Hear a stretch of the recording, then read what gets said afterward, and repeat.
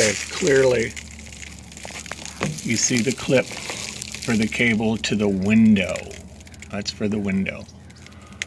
I had to take the window latch off from the inside in order to get the window open enough so I can get the back plastic hatch off. There's the plastic hatch that's sitting right there.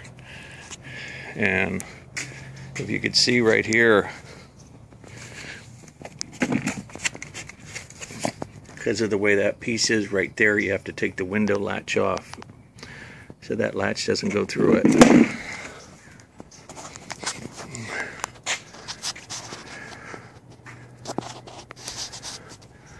So I know no pictures were posted of this, so clearly there's the actuator. There's some rust involved in that. And the clip wasn't broken, so I just popped it back in.